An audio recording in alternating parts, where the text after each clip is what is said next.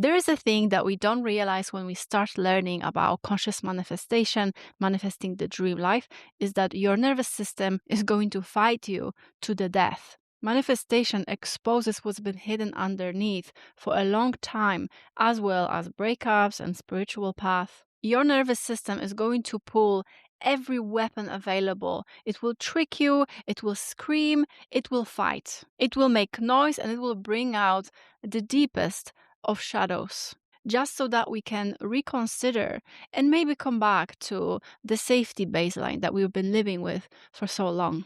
Every desire we have is meant to push us into action, to improve our lives, to feel more joy and live more fully, to expand who we are and expand our experience. But we cannot get there without expanding our nervous system too. And then as a conscious creator, the moment you start calling in more, you start to feel this intense negativity coming to the surface. So much that it makes you question whether you should continue or just give up on the things you wanted, thinking maybe it's not for me after all. So why is that? And why is this so universal? Because this is not something you deal with only, it happens to everyone. But what if this low point is actually your acceleration point? After this video, you will never look at another emotional turmoil as something that is going to harm you, but something that will help you. I'm an emotional mastery coach and manifestation, and I will show you how this actually helps you speed up your manifestation if you meet yourself where you are, even if it feels like hell sometimes. Because your greatest manifestation power is in those moments of the emotional flare-up. And I will show you how these ups and downs help you get there faster. And also why all of this is not a bug, it's a feature. It's by design. We will talk about the practical approach and what you can do to speed up your manifestation. Because if you can get there emotionally, you can get anywhere. So the problems you're facing isn't unusual. In fact, it's standard. And what you think is resistance is actually protection. It's your nervous system stepping in with programs that are supposed to keep you alive. Your nervous system is wired in your early life, and its only job is to keep you safe and away from danger. Everything new is unfamiliar, thus danger, because it opens you up to some unforeseen risks and vulnerabilities. And it also challenges the old story that you lived by until this point. You know, the story that created these subconscious mechanisms that actually help to keep you alive. It's a very intelligent survival ancient mechanism. So you see how the idea of suddenly losing these programs that kept you alive for so long may be a little bit unsettling for your nervous system. It's like ridding it of its arms. Your nervous system wants you to succeed always, but only within its own definition of success. So it will only allow the safe bets. But the truth is that we're not really learning that much from success. We learn the most from our mistakes, right? And failures. And this is exactly why we try to improve our lives. But to do that, we have to try new things. That's why we are trying to get into relationships, getting more money, anything that will just improve our existence. And these new possibilities that we didn't see as possible before until we found out about manifestation or started any sort of, personal development. But before our nervous system can allow us to step into this new reality, the new possibilities, it will fire these protective mechanisms first, because that's literally its job. It will show itself as self-sabotage, forcing you to move on from this or give up or just, come back to the old story, something that was known and familiar and predictable. But the good news is that your nervous system will regulate itself, but only if you allow yourself to feel what's here without resistance, simply letting it take its natural course, without intervening too much, and accepting that a little bit of negative feeling when you're trying to change something is normal and doesn't really mean anything. We don't have to assign it any story about our failure, about something not working. And this is how you take your power back. So let me show you how we can reframe it so that your nervous system doesn't really look at it as, the survival situation, because you are safe. even as you're manifesting something new, right? I personally felt empowered for a few weeks or maybe months when I first found out about manifestation. I wasn't a really happy person, but the idea of magic just fixing my life was really good. It felt really good to me. And I was feeling like I'm walking on clouds for that period of time. And it wasn't until the shadows and doubt and anxiety started to appear, I started to feel all these emotions that I didn't even feel before, seemingly out of nowhere.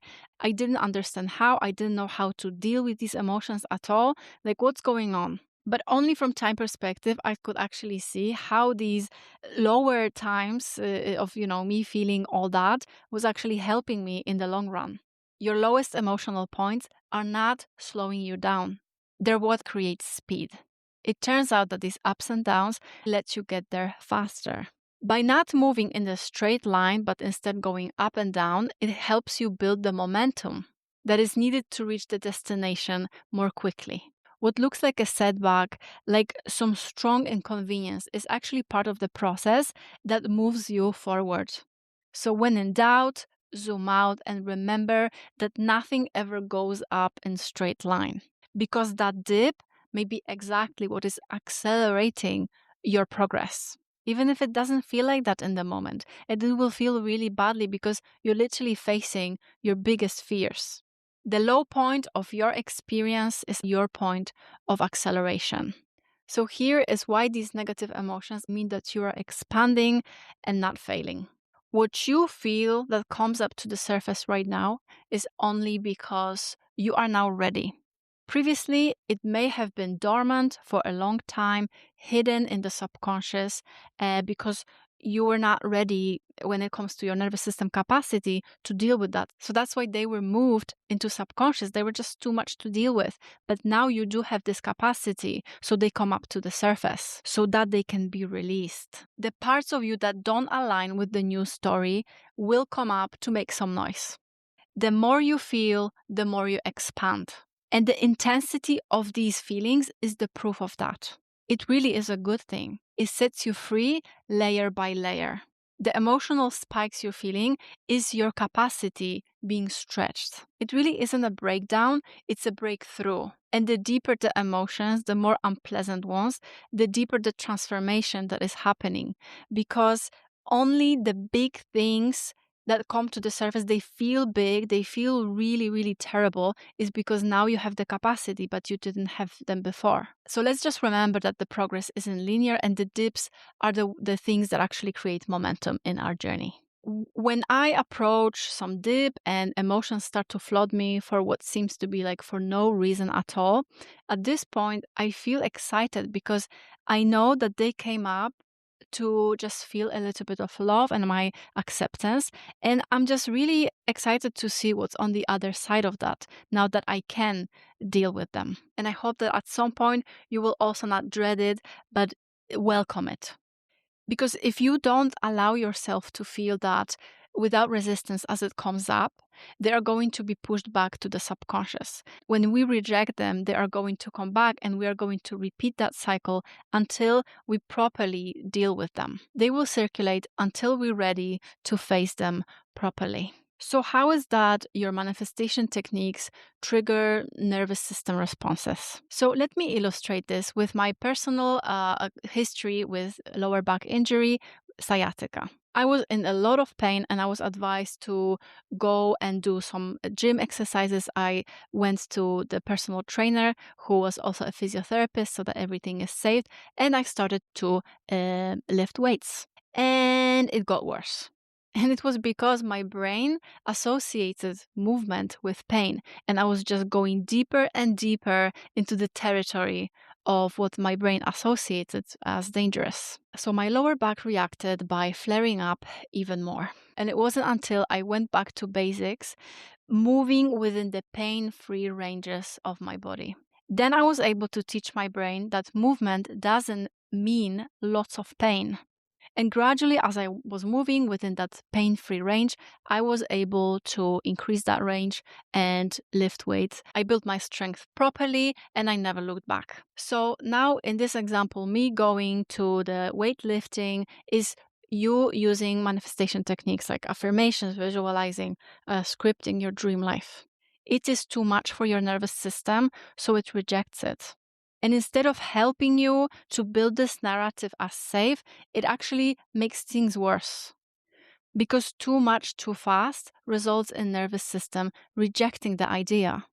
So affirmations like, I am rich, he loves me, he's my husband, and I feel cherished, they are like me waiting lifts while injured. They can trigger resistance rather than building your belief in your conscious manifestation capabilities. So instead, you need to build your nervous system's capacity gradually, starting with something that doesn't cause this, visceral reaction in your body. And I know you may be worried thinking that if you do that, it's going to slow down your progress, is going to slow down your manifestations. But I promise you that it will really save your time. It may feel slower because we have this bias to do, the action bias, but it will actually help you get there faster. Don't be afraid to meet yourself where you are. That's what love is, and love heals all. I'm a runner. I'm not a very good runner, but I tell myself that there's no shame in walking. If I cannot run anymore, it's okay. It's still progress. And the same goes with manifestation. It's okay to find the next good feeling. From one good feeling to another good feeling is going to generate also better thoughts, and then until you spiral into happiness. The better you feel, the more you can manifest. And feeling good is always our goal. That's what all the desires are for anyway, right? Instead of jumping straight to I am rich, money comes easily to me, begin with something that feels a bit safer, something that feels more true to you. For example, I can afford groceries. Yes, you can. You probably can afford more than that. So let's start here. I have no trouble paying rent. Also no reaction. I can afford going on vacation. Having money feels safe to me. Financial stability allows me to relax. And if none of these give you a strong reaction in your body, but something that feels true and maybe even a bit exciting, then build up from here. As your nervous system starts to accept each of these statements as like a new level for yourself, then at some point saying that money flows easily to me is not going to feel like that much of a jump. And it's going to actually be like a positive anticipation rather than this visceral reaction about, no, this is not true, clearly. It will begin to feel more natural rather than dangerous to the nervous system. So apply this logic to anything you're trying to manifest. If you feel resistance, it might mean that you're going a little bit too far, too fast. So start where you are and build from there up. Don't try to pretend to be somewhere else when you're not, because it's not going to speed up your progress. And don't compare yourself to other people either. This is your own personal journey.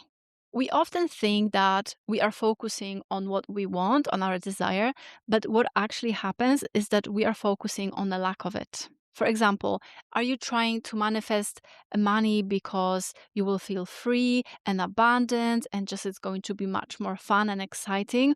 Or do you manifest money because where you are right now feels miserable? And these are two sides of the same coin. But this difference is everything. This is the dual nature of desire, the desire itself and the lack of it.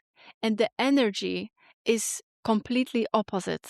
These are two polar opposite energies. So instead of focusing solely on what you want, add to this why you want it. Because this way, your nervous system is not going to fight you as much. It's not going to meet you with that much resistance. When you connect with why you want something, you soften resistance. But when you focus on when it will happen, how it will happen, who will make it happen, and so on, you often create more resistance, especially if you don't know the answers to these questions. And most of the time, we don't. We think we do, but we don't. Which, by the way, is a controlling mechanism if we want to specifically orchestrate these things. Until you decide to guide yourself by how you feel on moment-to-moment basis, you will have very inconsistent results in manifestation. Emotions don't manifest, but they do build your emotional capacity to hold the things that you want. And they build your nervous system's capacity to be able to receive more without it sounding like a danger. Emotions itself don't manifest, but they are like tiny vehicles for your manifestations, and they have to be up and running. So approach whatever it is that you want with this positive anticipation rather than attachment and fear and, questions when it's going to be here, why is it not here yet? Treat it as opportunity to come back to self and ask yourself, what can I do to make myself feel better right now? Also, when you explain to the universe why you want certain things, you're giving it even more reasons, because if it's something that will make you happy and joyful and, content, the universe will want to give it to you, because the source always wants the best for you. But also your nervous system is going to be okay with receiving that, because if something is going to feel so good for us, then it cannot be dangerous, and it's more likely to accept it and not, reject it. And it's definitely going to help you more than empty statements like affirmations that people tell you to say, because they don't feel true to you as of now. The real measure of success is really the amount of joy you're feeling in your life. And at its core, every single desire that we have is meant to bring us that joy so that we can move closer to who we really are. You are the part of nature, and all these emotional reactions that you have, they are also a part of nature, and they don't really need your micromanagement, but you're allowing. When you allow it to happen, it's going to do its thing. Trust this super intelligence to fix it for you, because your body breathes itself, digests your food, circulates your blood. So why do you think that you have to micromanage your thoughts so that, they can be resolved and you can feel better? It is also taking care for that for you as well. Just allow it, trust it. And allowing comes easier when you actually understand that feeling itself cannot harm you. It's not as scary as we think it is initially. When you still feel fear and attachment when thinking of your desires, that's okay. But it also may mean that your nervous system isn't ready yet to accept this into your reality, and you have to expand its capacity if you want to see it materialize. Recognize all of this not as threat, but as information and an opportunity to meet yourself where you are. And if you don't know how to feel these things, if you're still scared of feeling and you're not really exactly in a place of this positive anticipation about your manifestations, I created a course, Nervous System Expansion, that includes lots of different tools for you to feel, to expand your nervous system's capacity. We work with your mind as well as with your body. These are the practices that will serve you for the rest of your life, in all domains of life, really. You will learn how to safely release your emotions and how to signal to your subconscious mind that yes, it is safe to receive what I want. I'm ready. And you can watch this video next if you want to learn how it's not possible for you to manifest your highest timeline from the dysregulated nervous system.